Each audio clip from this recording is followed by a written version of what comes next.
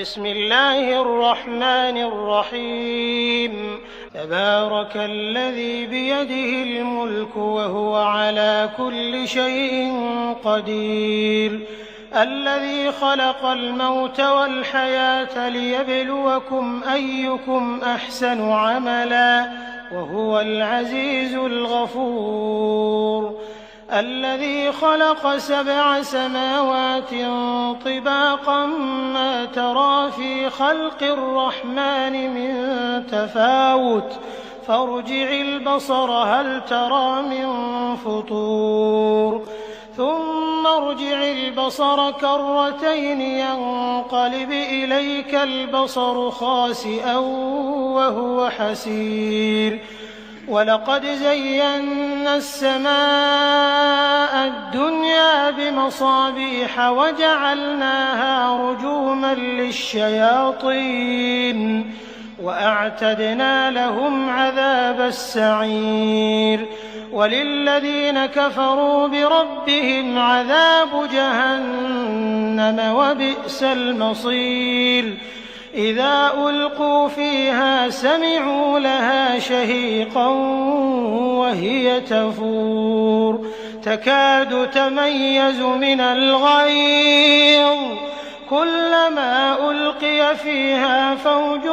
سألهم خزنتها ألم يأتكم نذير قالوا بلى قد جاءنا نذير فكذبنا وقلنا ما نزل الله من شيء إن أنتم إلا في ضلال كبير وقالوا لو كنا نسمع أو نعقل ما كنا في أصحاب السعير فاعترفوا بذنبهم فسحقا لأصحاب السعير إن الذين يخشون ربهم بالغيب لهم مغفرة وأجر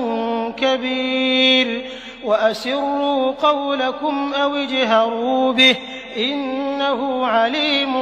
بذات الصدور ألا يعلم من خلق وهو اللطيف الخبير هو الذي جعل لكم الأرض ذلولا فامشوا في مناكبها وكلوا من رزقه وإليه النشور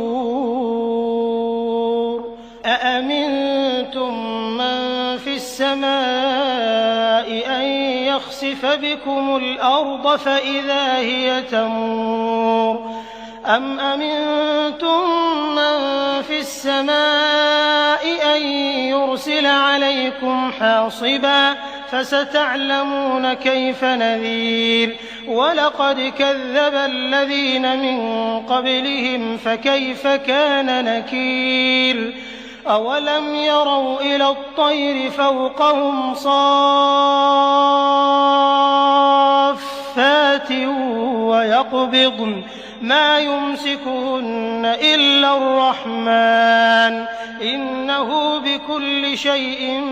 بصير أمن هذا الذي هو جند لكم ينصركم من دون الرحمن إن الكافرون إلا في غرور أمن هذا الذي يرزقكم إن أمسك رزقه بل لجوا في عتو ونفور أفمن يمشي مكبا على وجهه أهدى أمن يمشي سويا على صراط مستقيم قل هو الذي أنشأكم وجعل لكم السمع والأبصار والأفئدة قليلا ما تشكرون قل هو الذي ذرأكم في الأرض وإليه تحشرون ويقولون متى هذا الوعد إن كنتم صادقين قل إنما العلم عند الله وإنما أنا نذير مبين فلما رأوه زلفة سيئت وجوه الذين كفروا وقيل هذا الذي كنتم به تدعون قل أرأيتم إن أهلكني الله ومن معي أو رحمنا فمن يجير الكافرين من عذاب أليم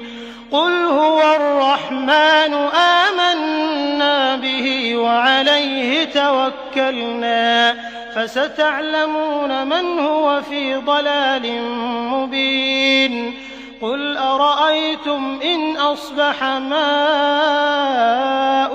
غورا فمن يأتيكم بماء